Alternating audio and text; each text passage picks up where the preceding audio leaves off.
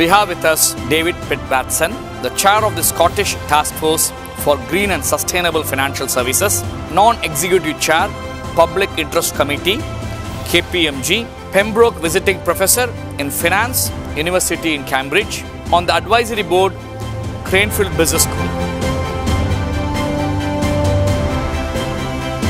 This is the original medal recipient was H. Willis, the 4th Queen Royal Regiment, first approved the 1st of January from 1909 for issue to officers and men of the British and Indian armies, and then from 1919 to officers and men of the Royal Air Force. This medal number is 61277.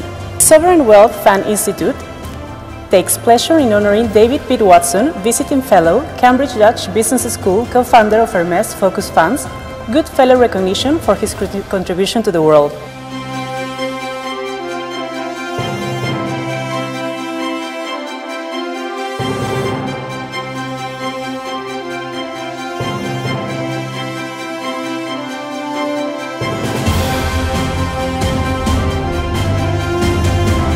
We have with us today David Pitt-Watson, the chair of the Scottish Task Force for Green and Sustainable Financial Services, non-executive chair, Public Interest Committee, KPMG, Pembroke Visiting Professor in Finance, University in Cambridge, on the Advisory Board, Cranfield Business School.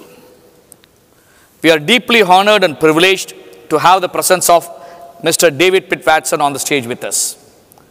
A man with decades of experience in sustainable finance. We look forward to hearing about him and his life. Let's start with your life, sir. Talk about yourself, where you started. Well, I'm Scottish. I spent the first 18 years of my life in Scotland. And whether it's true or legendary, the Scots do have certain characteristics, sort of a certain determination and desire to sort of make your mark on the world, I suppose. And so I went down to England's university and then to the States, but and I've lived in England for most of my life, but I've always been fascinated by this thing, Lakshmi, that it just seems to me that the finance industry is absolutely fundamental to addressing the very big questions the world faces. Well, first of all, how do we stay prosperous? How do we take people out of poverty? How do we look after people in old age? How do we address climate change? All of this requires the finance industry to be engaged. And so that's something that has fascinated me right through my life. So probably the most significant single job I did on that was the work at Hermes, which is a big UK fund manager owned by a pension fund. And we were kind of really the pioneers in responsible investment. What would it mean if you tried to invest and use your power as an investor so that you were seriously reflecting the things that your ultimate beneficiaries, who in our case were hundreds of thousands of people in a pension fund, what is it that they would want you to be doing with that money? And we were quite pioneering when we were doing that. And I've done stuff since with the United Nations, with setting up the principles for responsible investment, and quite a bit of teaching as well, ending up with the Pembroke Professorship and now a fellowship at Cambridge, where I teach the purpose of finance. So where you picked up this sustainable finance or responsible finance? Well, yeah, because it just seems to me, look, it would be bonkers, wouldn't it, to be investing somebody's money and thinking, oh, well, I can give you a few more dollars in return, but by the ways, I will be destroying the planet and the society in which you live. You'd say about as much of a thank you for that as the surgeon who said, do you know what, I can really fix your knee. The operation will give you brain damage, but you'll have a really great knee. So the finance industry needs to look further about what its responsibilities are. And by the way, I don't think there's any cost to doing that. Far from it. This will produce a better world with equal financial returns. But we need to do something better than trying to find the right answer for the risk on a adjusted portfolio and a small asset class. So I always have a very strong opinion on, you might have heard about the ethical dilemma. Yep. So I call them a responsible dilemma, right? What is right for you may not be right for me. Yep. What is right for me may not be right for you. Yep. So if I have to say sustainable finance or a responsible finance, I should not fund anybody buying arms and ammunitions. But for a country, they will say, we are buying arms and ammunition, or we are investing in more arms and ammunition because we want to protect our country. It is a patriotism. Yeah. So they will have their own view on it. Yeah. So how do I challenge that responsible finance or a sustainable finance? Yeah, and look, I think you've hit on a very, very good example. I mean, I think there are some people, for example, there's a very influential, extraordinary religious group called the Quakers in the UK and in other parts of the world as well. They're pacifists. They've been very involved in finance through their history as well. They wouldn't invest in anything to do with arms. But do you know what? I want to be protected by our Army, Navy and Air Force. And by the ways, I think other countries should similarly be protected.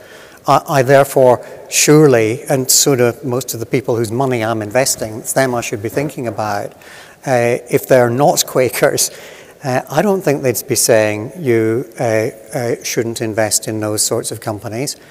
I think they might want to say, I don't want you to invest in those arms companies that are in breach of the regulations of what sort of arms are appropriate. Yeah, and indeed, one of my engagements with companies, this was not on armaments, it was on handguns. I'm sorry to intervene. You mean to say, Yep. you mean to say, if I have a regulatory approval, I can manufacture any arms and ammunition? I think I need to ask you, Lakshmi, and the hundreds of thousands of people who are the pensioners, what is it that you would want done with your money? But this is not an attempt to be able to wash your hands of every difficult ethical dilemma.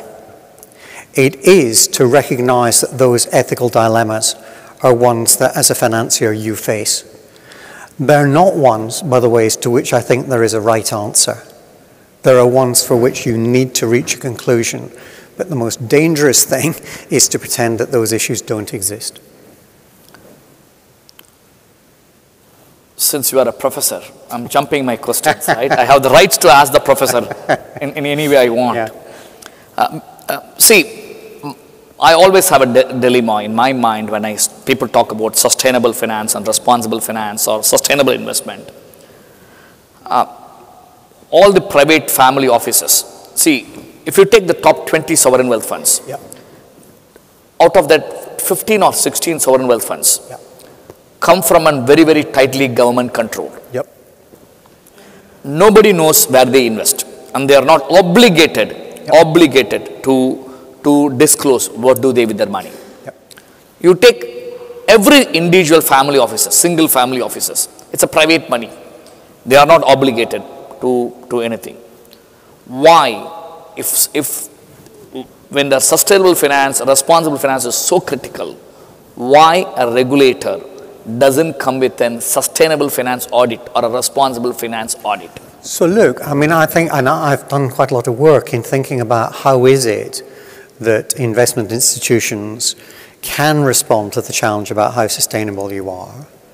I don't think that what would be asked in order to do that is something that is giving away any serious private information that would prevent them from doing that. But right now, Lakshmi, and this is a project I'm putting quite a lot of time into right now.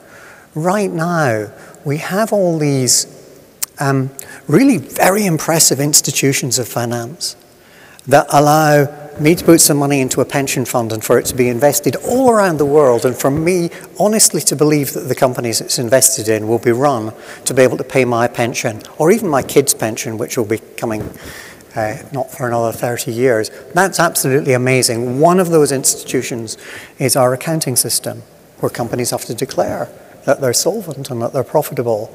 But one of the things that we don't have is that accounting system is covering the material financial issues that relate to climate, that companies are just turning a blind eye to it.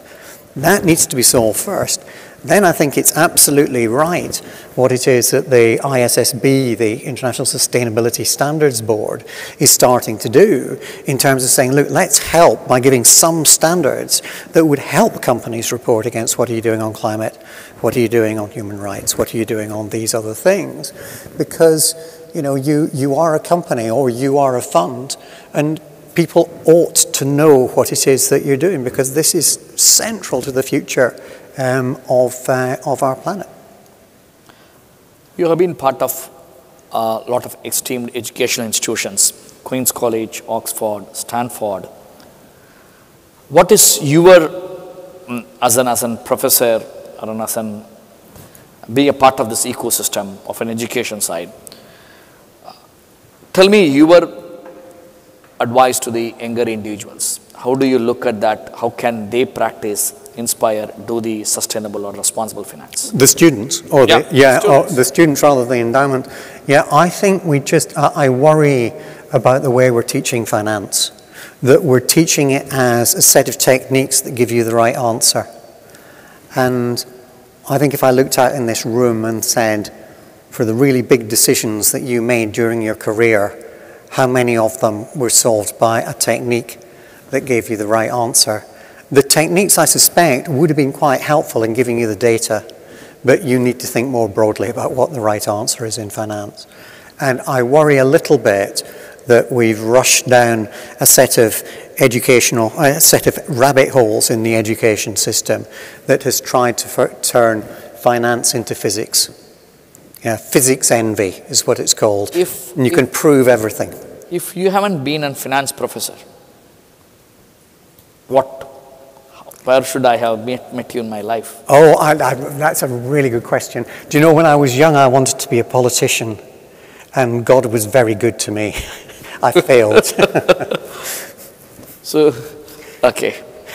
Tell me somebody who inspired you, who has really made you to think about whatever you're talking about, the sustainable finance or responsible investments. It's a really good question, Lakshmi. I mean, I think a lot of it came from my mum and dad, just from people that are quite close to you. But if there was one person that rather inspired me, it was my boss at Hermes. He hired me into Hermes.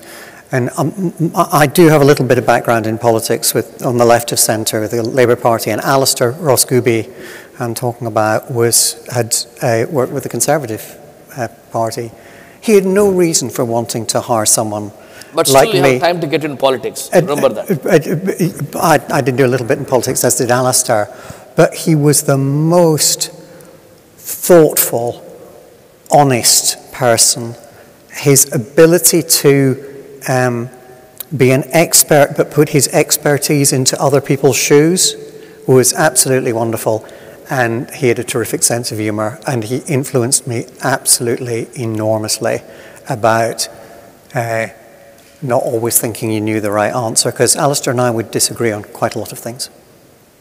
Let's talk about your book, The New Capitalist. Yeah.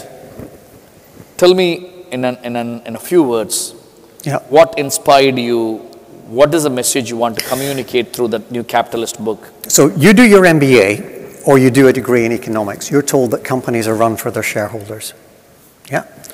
You study finance and you're told that the pension funds and the fund managers are run for their beneficiaries. Beneficiaries through the fund managers, through the pension funds, end up being the owners of companies.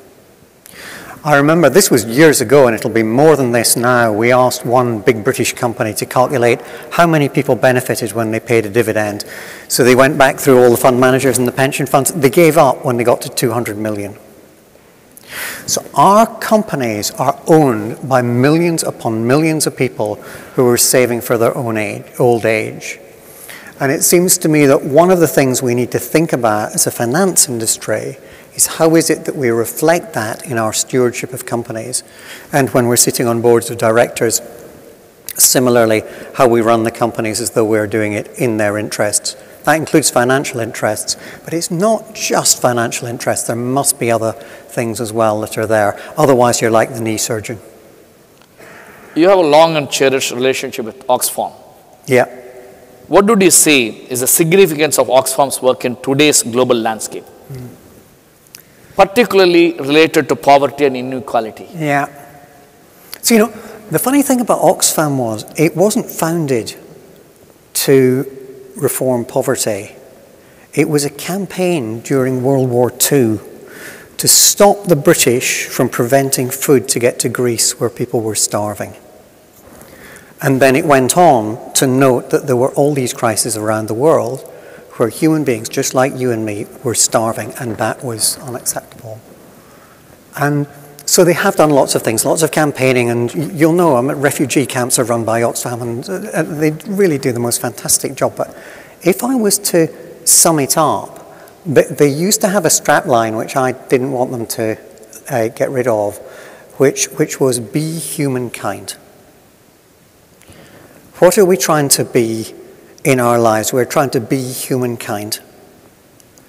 And if someone in the Sudan is being shot, someone in Yemen is starving, we need to be humankind. We need to treat those people the same way we would treat them if they lived across the road in the leafy part of North London that I'm privileged to live in. And I think that's the significance of Oxfam. It's not, all the other stuff they do is absolutely wonderful, and I was treasurer, I helped them do it.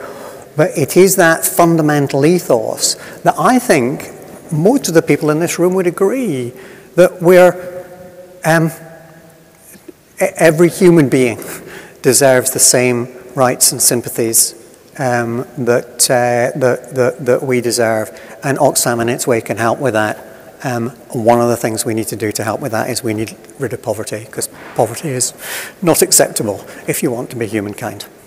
Assuming that you have been given a post in the political arena, being in the top level of a finance ministry, what regulatory and compliances changes that will bring in, that will make people to have a sustainable finance practices? And this is a really good question. And I think if I was advising, I'd say let's start with the ones we've already got. So the accounting numbers, for example, would be a place that I would go, Lakshmi. But I'd also say this. I think that we need to stop asking regulators to solve every problem. That actually we are capable, and in corporate governance, for example, have been capable, in the UK particularly, in making companies voluntarily accountable and open without very much legislation having been passed. If you go in the other route, in fact, I was writing a note to one of the regulators in the States about this yesterday, but if you go the other route, you might end up where we have with pensions in the UK, which is another interest of mine. So when I started in getting interested in pensions, it was 1990. We had 3,000 pages of regulations, 3,000 pages of regulations relating to pensions in the UK. Do you want to guess how many we have last year? 3 went to 165,000 pages of regulations relating to pensions. That can't be sensible. If we go at this rate, then by the time my kids get to my age, I don't know, I don't have the calculator, but I can see some people smiling there who are good at arithmetic and can work out, this is impossible. So look, a pension is something that needs to be done in trust by people who have got the expertise in finance, but who are putting their expertise in the shoes of somebody else. And if we can work on that in the finance industry, let's try to the greatest degree possible to get the regulator off our back, but also for the regulator to have guide rails so that the bad guys that want to try and do this are not able to compete in a way that's not in people's best interest. Just for nothing, nowadays we have AI. When more the paper, they use the better the AI. So AI is really interesting on all of this. And one of the things, my students at Cambridge are always very keen on debating this. One of the bits of evidence that they read about the finance industry is we say, okay, let's say that the principal thing the finance industry needs to do is to take money from where it is, point A, to where it's needed, point B, and do that as effectively and as efficiently as possible. And there's a study that looks at how much has it cost to take $1 in the United States from the real world and then reinvest it back in the real world. So take off all those trades and the cost of the auditors and the accountants and all of that. Just get $1 from there to there. And over the last 100 years, it's almost the same cost. So AI, I think, like much technology, could hugely benefit the finance industry, really hugely benefit the finance industry. I'd say actually where I think you see this working best is actually in the global south rather than in the global north. But equally, there are some things that you can do with new electronic systems, you know, high frequency trading, for example. I mean, I really struggle to see what is the point of doing that, whereas I don't struggle to see what M-Pesa in Kenya has done about allowing people to transfer money around the country. It's absolutely fabulous. So AI can help, but we need to manage it. I think it needs some real intelligence to make sure the artificial intelligence is doing what it ought to. 20 years from now, what do you expect in the sustainable finance? Wow. So we've got a real challenge in the next 20 years. If we mess up the next 20 years, by the way, right now we're on a trajectory that will go off the cliff. I mean, it's not going off the cliff quite so quickly as it was 10 years ago. We're not going quickly enough. If we don't do this in 20 years, we are in the deepest trouble, Lakshmi. If we can get over the next 20 years, the finance industry really to get behind the most critical, climate change I think is the most critical a challenge that we face, and we now get ourselves to the 2040s, and we can see how we're net zero, and we can see how the population of the Earth will peak in about 2060, 2070. My grandchildren could really be living on a lovely, lovely planet where most people get education and health and all of those things that we want.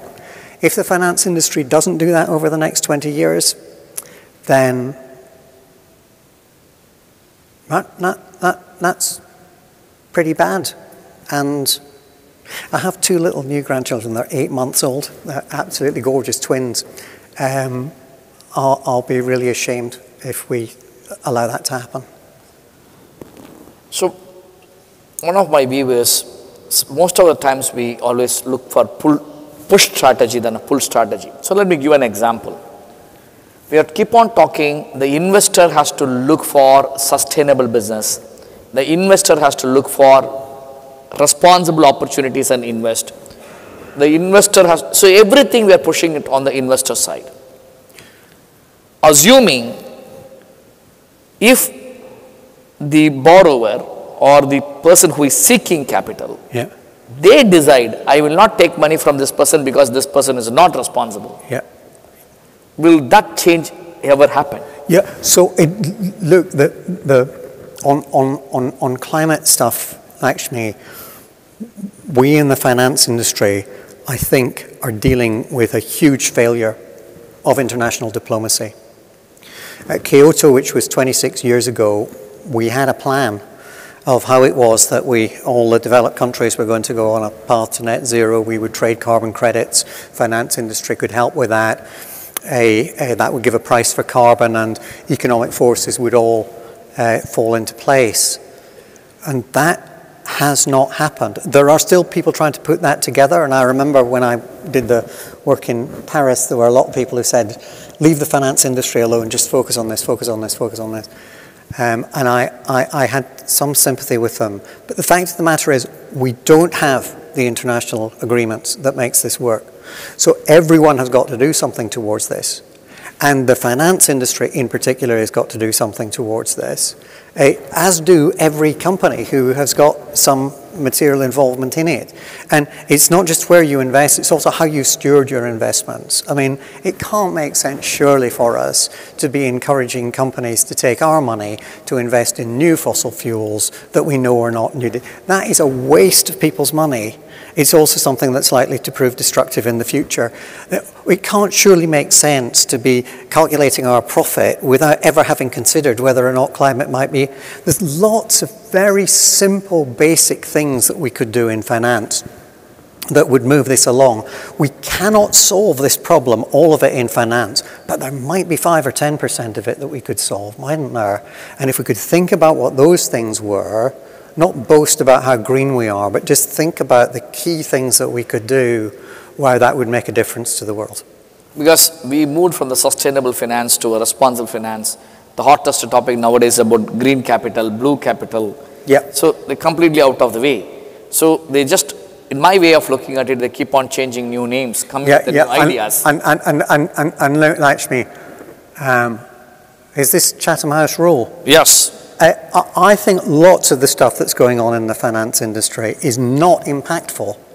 No one's thinking through its impact or measuring its impact. It feels marketing-y. But look, the sort of expertise you have in this room doesn't need to be marketing-y. It can think really hard about how it is that we do this better. Now, if we all just did our little tweaks, we'd get a long way. Really, we'd get a long way. Thank you so much, David Pitt-Watson, for sharing your knowledge today evening. And thanks for being with us.